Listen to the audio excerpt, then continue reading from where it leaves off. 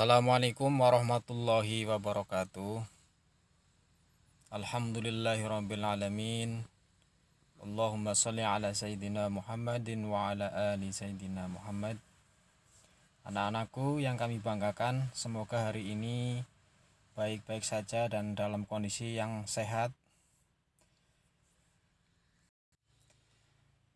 Tetap belajar dari rumah ya, jaga kesehatan.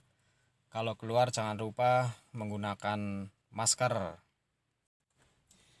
Kali ini kita akan belajar pendidikan agama Islam dengan tema meyakini kitab-kitab Allah, mencintai Al-Quran.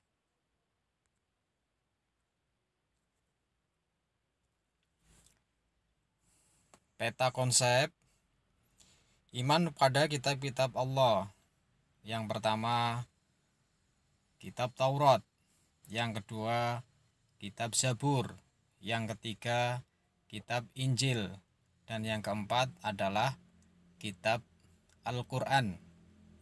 Kalau kitab Taurat diturunkan kepada Nabi Musa alaihi salam. Kalau kitab Zabur diturunkan kepada Nabi Daud alaihi salam. Kemudian kitab Injil diturunkan kepada Nabi Isa alaihi salam. Dan kitab Al-Quran diturunkan kepada Nabi Muhammad sallallahu alaihi wasallam.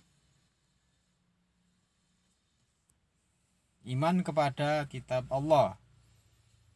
Pengertiannya, iman kepada kitab Allah berarti percaya dan yakin dengan sepenuh hati bahwa Allah Subhanahu wa Ta'ala telah menurunkan kitab-kitabnya kepada para rasulnya.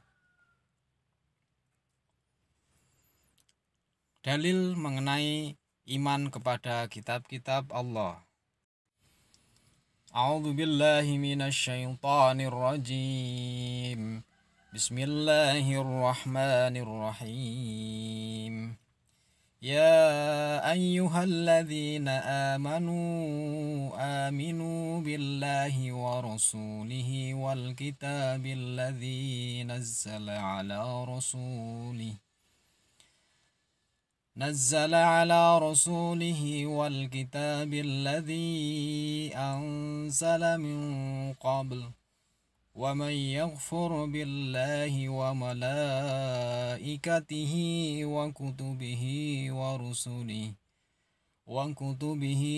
ورسله واليوم الآخر فقد ضل ضلالا بعيدا.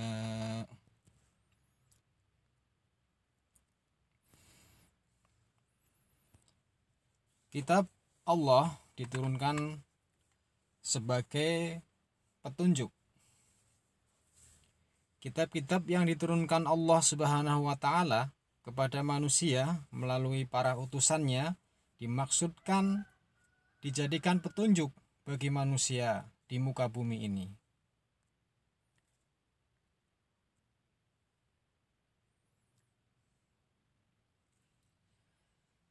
Kemudian kitab-kitab Allah yang pertama, kitab Taurat. Pokok ajaran kitab Taurat berisi tentang akidah atau tauhid dan hukum-hukum syar'i. Yang pertama, jangan ada padamu ilah lain di hadiratku. Selanjutnya, jangan membuat patung ukiran dan jangan pula menyembah patung, karena aku Tuhan Allahmu. Kemudian, jangan menyebut Tuhan Allah dengan sia-sia. Selanjutnya, ingatlah kamu akan hari Sabat, supaya kamu sucikan dia. Berilah hormat kepada bapak ibumu. Kemudian jangan membunuh sesama manusia. Kemudian larangan berbuat zina.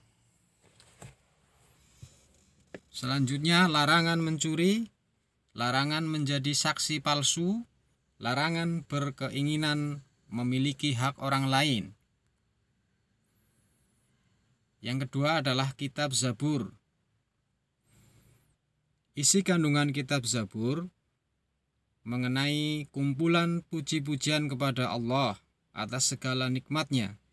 Selain itu berisi tentang zikir, doa, nasihat, dan hikmah.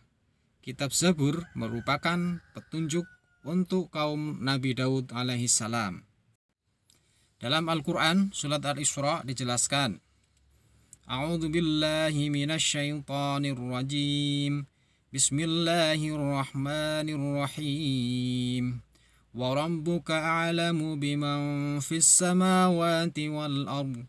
Wa laqad faddalna ba'dhan nabiyyina 'ala ba'dhin wa atayna Dawuda zabura.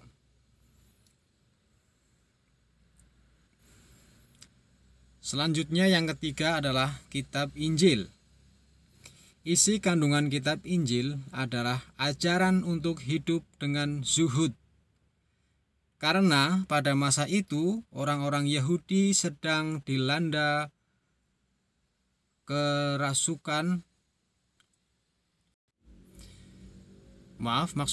dilanda kerakusan dan ketamakan kepada harta. Isi lainnya sama dengan kitab-kitab sebelumnya, namun sebagian menghapus hukum-hukum yang tertera di kitab Taurat yang tidak sesuai di masa itu. Kitab Injil juga dijelaskan dalam Al-Quran, surat Al-Ma'idah, ayat 46. A'udzu billahi minasyaitonir rajim. Bismillahirrahmanirrahim. Wa qaffayna ala atharihim bi'Isa ibn Maryam musaddiqan lima bayna yadayhi minat Taurati wa atainahul Injil fihi hudaw wa nur. ومصدقا لما بين يديه من التوراة وهدى وموعظة للمتقين. Selanjutnya, kitab yang diturunkan oleh Allah kepada para rasul yang keempat adalah kitab Al-Quran. Dalam Al-Quran, surat Al-Hijr ayat 9 disebutkan, A'udzu billahi minasyaitonir rajim. Bismillahirrahmanirrahim. Inna nahnu nazzalna dzikra wa inna lahu lahafizun. Adapun isi ajaran Al-Quran sendiri sebagai kitab suci umat Islam adalah meliputi sebagai berikut. Yang pertama, ajaran tauhid, yakni ajaran tentang keimanan kepada yang gaib, kitab-kitab Allah dan hari akhir. Yang kedua adalah syariah yang berisi hukum-hukum Allah. Yang ketiga adalah akhlak, yakni tentang pedoman berakhlak. Yang keempat adalah ibadah, yakni tentang ketentuan hubungan manusia dengan Allah. Yang kelima adalah muamalah, yakni tentang ketentuan hubungan dalam kehidupan sosial. Kemudian yang keenam sejarah, berisi tentang kisah-kisah para nabi dan rasul dan umat terdahulu. Yang ketujuh, wa'ad dan wa'id, artinya janji-janji Allah kepada orang yang beriman dan kepada orang kafir akan adanya balasan di hari kemudian.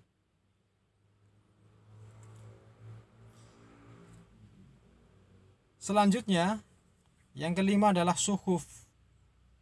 Jadi Allah menurunkan kitab, tetapi juga menurunkan beberapa suhuf. Sedangkan suhuf itu artinya adalah kumpulan wahyu Allah yang dalam bentuk lembaran-lembaran terpisah.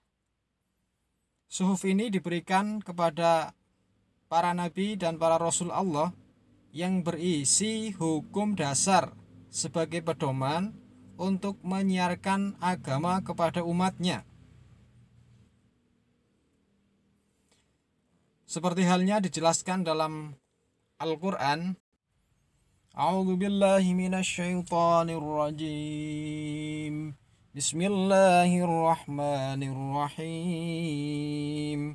Inna hadza lafis suhufil ula, suhufi Ibrahim wa Musa.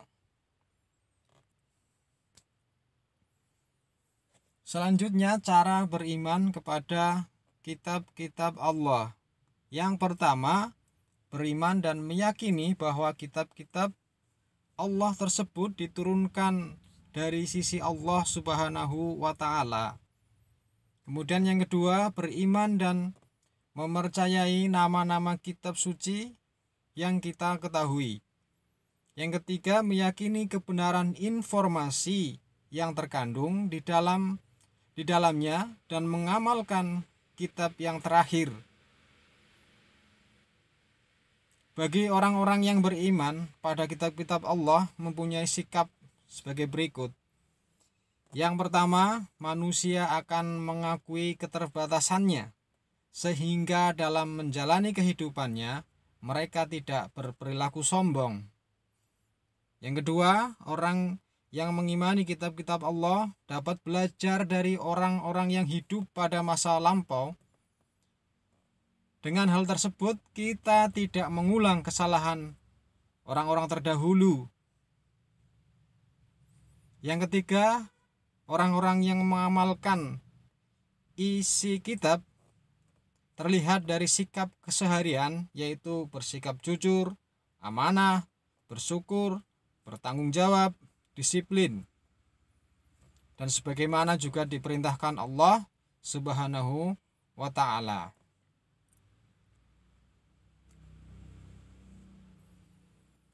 Selanjutnya, menampilkan sikap mencintai Al-Quran sebagai kitab Allah. Jadi di antara sikap-sikap yang menunjukkan kecintaan terhadap Al-Quran adalah sebagai berikut. Yang pertama, dengan membaca Al-Quran secara rutin. Yang kedua, setelah membaca kita memahami isi atau kandungan Al-Quran itu. Kemudian yang terakhir adalah mengamalkannya. Setelah kita membaca, kita memahami isi kandungan Al-Quran, kita selanjutnya adalah mengamalkan dalam kehidupan sehari-hari kita. Sekian materi kali ini anak-anak. Terima kasih telah melihat media pembelajaran ini. Jangan lupa di subscribe ya, supaya channel ini bisa berkembang. Kemudian berikan tanda jempolnya ya, dengan memencet tanda jempol di situ, like, dan juga di share boleh saja.